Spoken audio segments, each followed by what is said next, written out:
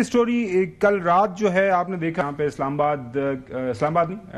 آباد کا جو جڑواں شہر ہے راولپنڈی اڈیالہ جیل، وہاں پہ ملاقاتی موجود تھے. ملاقات کیوں نہیں ہو سکی، ہم نے دعوت دیا اپنے پروگرام میں بابر ملک صاحب کو، کیونکہ وہ اس اسٹوری کو ریگولرلی کور کرتے ہیں، ان سے جانتے ہیں کہ وہاں پہ ہوا کل رات کیا اور کب ملاقات ہوگی. جی بابر ملک صاحب، آج کل لمبی ڈیوٹیاں چل رہی ہیں آپ لوگوں کی نا، رات 12 بجے تک بیٹھنا پڑتا ہے، پھر ہمیں بھی فالو اپ کرنا پڑتا ہے، رات کو آپ سے بات بھی ہوتی ہے کیا ہوا کیا چل رہا ہے، تو کیا کچھ ہوا کل رات؟ رات کو جو لمبی ڈیوٹی ہوتی ہے گمن صاحب، وہ تو رات کو ٹھنڈ بھی ہے، وہاں پہ سردی بھی ہوتی ہے، لیکن کل سارا دن یہ ہوا ہے کہ کل وہاں پہ پی ٹی آئی کے جو رہنما ہیں بیرسٹر گور ہیں، پھر ان کی بانی پی ٹی آئی کی تینوں بہنیں ہیں، وہ داغل ناکے پہ بیٹھی رہیں. بیرسٹر گور یہاں پہ آئے، کسی کو ملاقات کی اجازت نہیں لی. پھر 3 بجے کے بعد باقاعدہ طور پر داغل ناکہ جو تقریباً 1-2 کلومیٹر کے ڈسٹنس پہ ہے، وہاں پہ بانی پی ٹی آئی کی تینوں بہنیں علیمہ خانم، نورین نیازی یہ موجود تھیں. کارکنوں کی بڑی تعداد، کیونکہ ایک کال دی گئی تھی کہ وہاں پہ اظہار یکجہتی کے لیے پہنچے، اور لوگ آئے.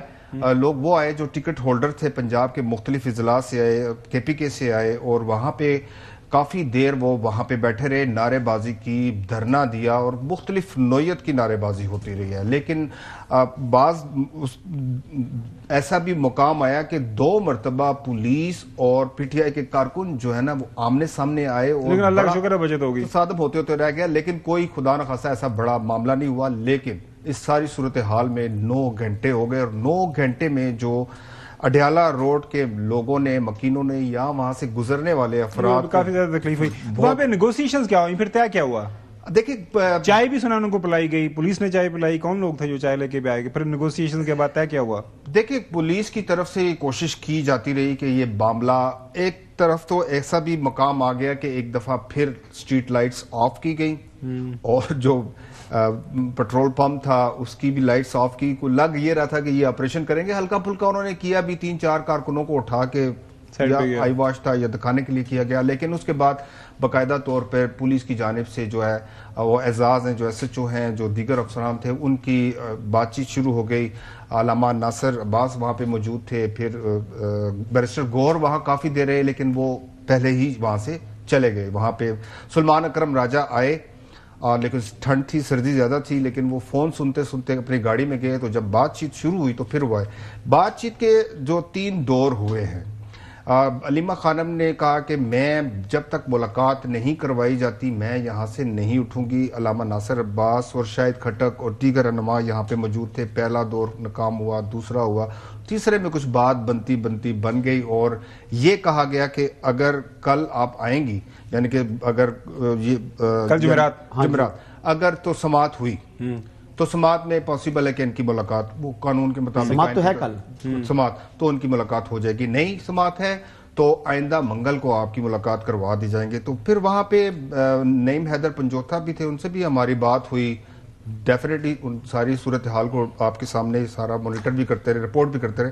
تو نعیم کا کہنا تھا کہ نومبر میں تو ملاقات نہیں ہوتی، نومبر کے بعد ہی ہوگی. اچھا یہ بتائیے کہ میں سے ایک بات پوچھوں پہلے، پھر آپ سوال کر لیجیے گا. یہ بتائیے کہ جو جتنے بھی جو قیدی ہوتے ہیں اڈیالہ میں، جو مجرم قیدی ہیں، یعنی سزا ہو چکی ہے، لائک عمران خان صاحب، ان کی ویسے ملاقات جو ہے وہ 1 دن ہوتی ہے ہفتے میں یا 2 دن ہوتی ہے؟